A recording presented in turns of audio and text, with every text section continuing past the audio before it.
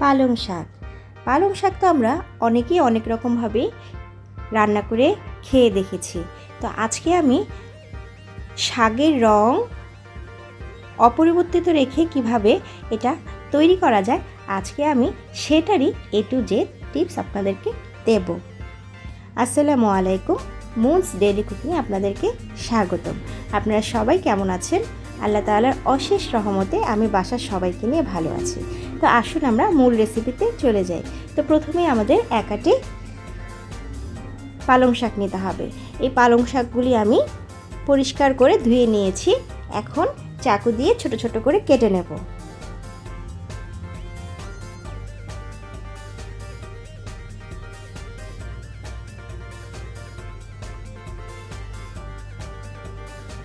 অনেকেই ভাজি করে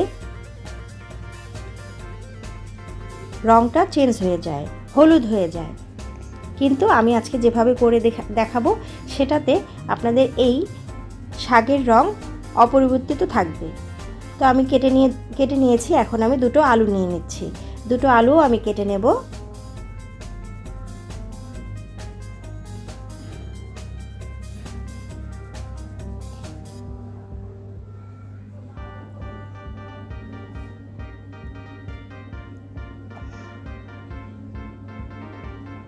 আলুগুলো আমি কেটে নিয়েছি।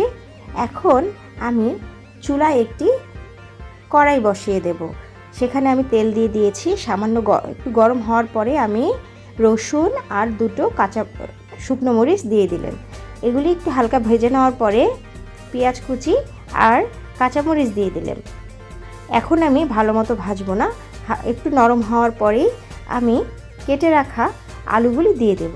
দিয়ে দিলেন স্বাদ মতো লবণ।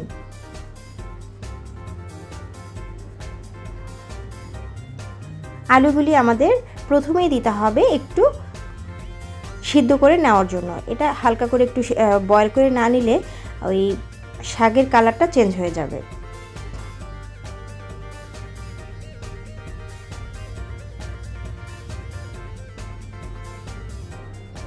আলুটা আমি ঢেকে একটু বয়েল করে নেব। হয়ে গেছে। এখন আমি শাকগুলি দিয়ে দিচ্ছি। এখন আমাদের হাই হিটে শাকটা রেডি করে নিতে হবে। আমি এখন এটার চুলার হিট এক ফোঁটাও কমাবো না। এই পর্যায়ে আমি শাকটা নেড়েচেড়ে তৈরি করে নেব।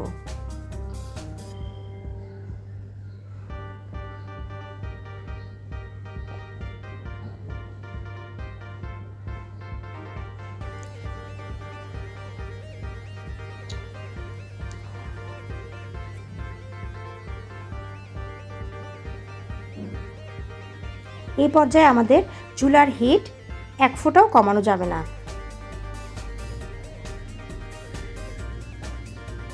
চুলার হিট একরকম রেখে এই ভাজিটা যদি আপনারা করেন তাহলে অবশ্যই শাকের কালার চেঞ্জ হবে না, অপরিবর্তিত থাকবে।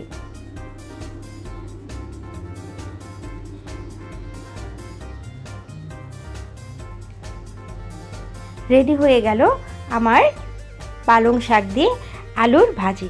এখন আমি রেডি করে দেখাচ্ছি।